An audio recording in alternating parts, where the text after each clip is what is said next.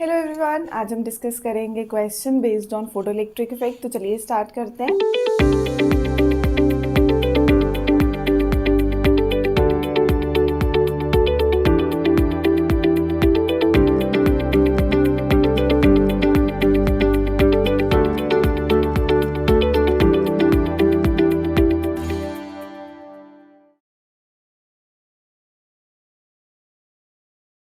हमारे पास point source S है of power 6.4 into 10 raise to the power -3 what.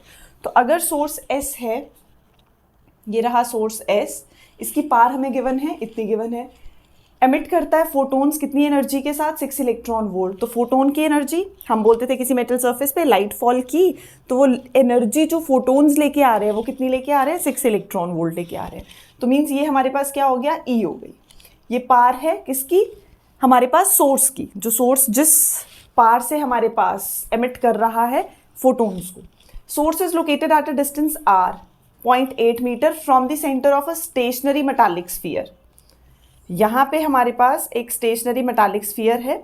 उसने बोला ये दोनों कितने डिस्टेंस पे है? r डिस्टेंस पे है। स्फीयर का रेडियस हमारे पास कितना है? r।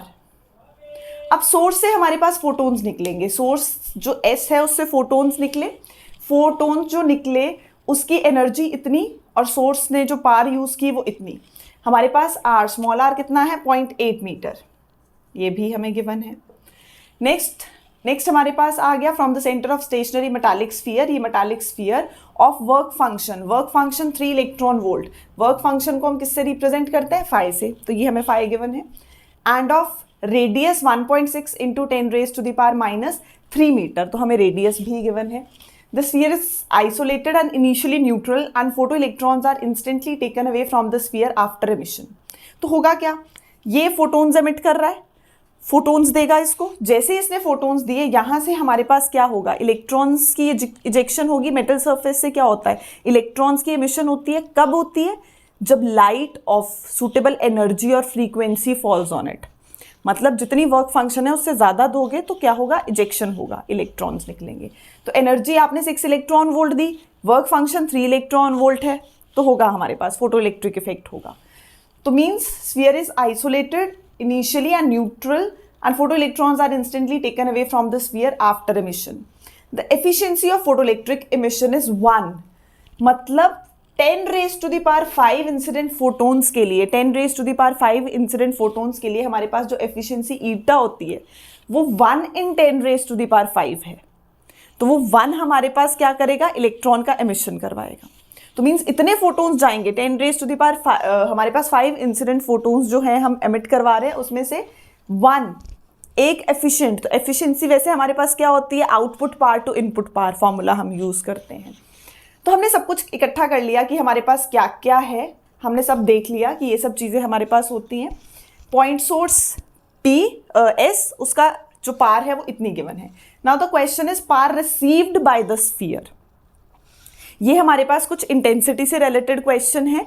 अगर ये सोर्स है, सोर्स ने हमारे पास क्या एमिट करना है? फोटोन्स देने हैं। फोटोन्स एनर्जी देगा। वो जो लाइट आएगी, फोटोन्स आएंगे। तो हमारे पास मान लो ये सोर्स पॉइंट सोर्स है, तो ऐसा सा हमारे पास आएगा स्फेरिकल, जिसका रेडियस क्या है? Small r। तो पॉइंट सोर्स से जो एमिशन हो रही है, हमने मान लिया कि हमारे पास जो स्फीयर बन रहा है उसका रेडियस कितना हो जाएगा? स्मॉल r हो जाएगा। अब हमारे पास ये जो स्फीयर बन रहा है जिसका रेडियस क्या है? स्मॉल r है, और आगे उसके आगे क्या पड़ा है? मेटालिक स्फीयर है, कैपिटल R। अब ये मेटालिक स्फीयर जैसे ही इसकी जो light with suitable energy 6 electron volt आ रही है इसके पास, ये आगे से इलेक्ट्रॉन का एमिशन करेगा। वर्क फंक्शन कितना है? मिनिमम एनर्जी कितनी चाहिए उसको इलेक्ट्रॉन के इजेक्शन के लिए? 3 इलेक्ट्रॉन वोल्ट। 6 दे रहा है, 6 मिनिमम है, तो चल सकता है। बाकी की 3 कितनी रह गई? Maximum kinetic energy. यही फॉर्मूला यूज करते हैं हम। K max is E minus 5। तो E कितना है? 6 minus 3 इलेक्ट्रॉन वोल्ट। तो वो जो हम करते थे कि बाकी कोलिजन्स के लिए जो हमें एनर्जी चाहिए होती है वो यहाँ कितनी आ रही है? Maximum kinetic energy 3 electron volt आ रही है। अब मैंने बोला इंटेंसिटी का कॉन्सेप्ट। इंटेंसिटी हमारे पास क्या होती है? Energy per unit time per unit area. तो वो जो इंटेंसिटी है, intensity I, energy per unit time per unit area, इसको हम एनर्जी पर यूनिट टाइम को पार पर यूनिट एरिया भी बोलते हैं। जितनी इंटेंसिटी से इसने जो फोटोन्स एमिट किए, इंटेंसिटी जो हमारे पास थी उसने कुछ फोटोन्स एमिट किए, तो कुछ जिस पार से उसने किए वो ये है सोर्स की पार हमें पता है।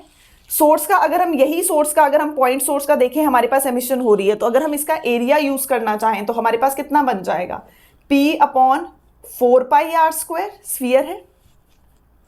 क्या बोला हमने कि हमारे पास अगर हम P ले रहे हैं, P हमारे पास किसका है, P सोर्स की हमारे पास पार आ गई, पर यूनिट एरिया 4πr² आ गया। इंटेंसिटी दोनों की हमारे पास क्या है, सेम। तो मान लो जो पार ये रिसीव करेगा, कौन, मेटालिक स्फीयर जो पार रिसीव करेगा वो हमारे पास मेटल जो आ गया P'/πr²। तो ये हमारे पास P' कितना आ जाएगा, P' आ गया, हमने बोला इसने किसी इंटेंसिटी से एमिट किया, उसने इंटेंसिटी से रिसीव किया, उसकी पार इतनी है, इसकी पार निकालनी है। उसकी पार हमारे पास गिवन है सोर्स की 6.4 × 10⁻³ वॉट। स्फीयर की पार हमें कैलकुलेट करनी है, जो हमारा मेटल है उसकी हमें पार कैलकुलेट करनी है। तो यहाँ पे हमारे पास P' कितना आ जाएगा, P' आ गया, P' = P/4πr² into capital πr²। तो ये आ गई power received by the sphere through radiation. जितनी से उसने एमिट किया इक्वल टू हमने बोल दिया पार पर यूनिट एरिया। इंटेंसिटी क्या होती है, पार पर यूनिट एरिया। तो ये इंटेंसिटी जो उसने एमिट की और जिस इंटेंसिटी से उसने रिसीव किया, तो ये हमारे पास उसकी टर्म्स में हमने पार निकाल दी। पार कौन सी निकाली है, power received by this capital R जो रेडियस है। तो हमारे पास मेटल सरफेस पे फोटोन्स फॉल करेंगे, इजेक्शन होगी।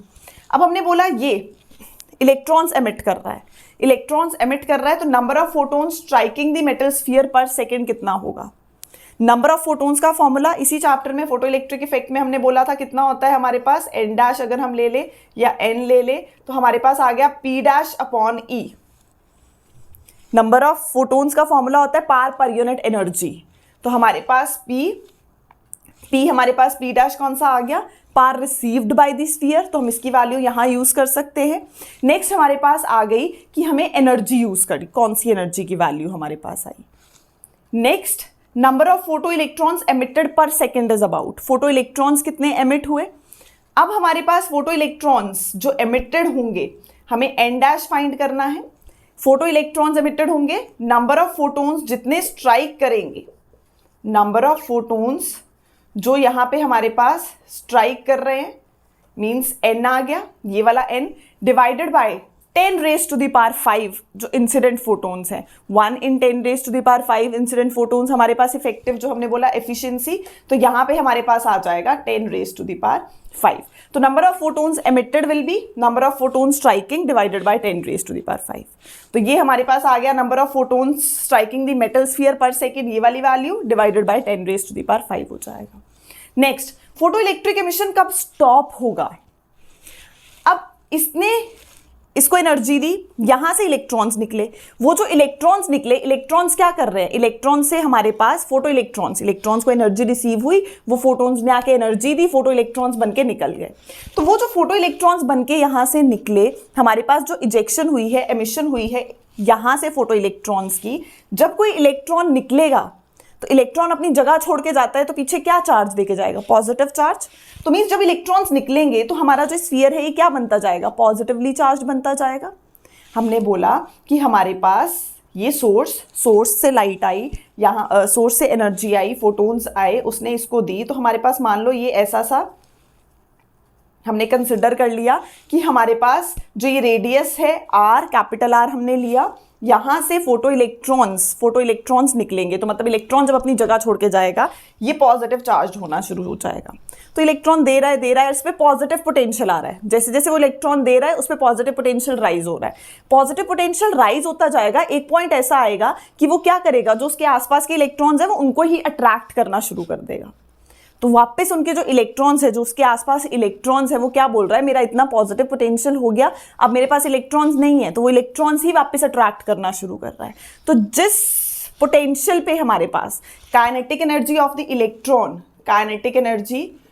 Electron will be neutralized by the, जो हमारे पास पोटेंशियल है, कौन सा पोटेंशियल, रिटार्डिंग पोटेंशियल आ गया, retarding potential of the sphere. तो ये हमारे पास आएगा स्टॉपिंग पोटेंशियल, जब हमारे पास कौन सी काइनेटिक एनर्जी जो इलेक्ट्रॉन की होगी वो न्यूट्रलाइज्ड हो जाएगी। तो मीन्स हमारे पास फोटो इलेक्ट्रिक एमिशन कब रुकेगा, when the sphere acquires a potential about. तो हम करते हैं kinetic energy maximum will be neutralized by the कौन सा पोटेंशियल, ई वी नॉट। तो यहाँ से वी नॉट कितना आ गया, वी नॉट आ गया के मैक्स अपॉन ई, के मैक्स अपॉन ई। तो के मैक्स कितना आया था, ई माइनस 5, 6 माइनस 3 3 हम वैल्यू पुट कर सकते हैं। ई हमें पता है 1.6 into 10 raised to the power minus 19 coulomb. If the distance of source becomes double from the center of the metal sphere, तो same formula power received by the sphere निकालनी है, बट यहाँ पे अब हमारे पास ये वाला जो डिस्टेंस है वो कितना हो गया, r की जगह 2r हो जाएगा। तो p डैश फिर से आ जाएगा या डबल डैश p अपॉन 4 पाई 2r का square into pi r square. तो ये हमारे पास हमने पार निकाल दी, अगर जो हमारा डिस्टेंस है वो हम डबल कर दें। बाय।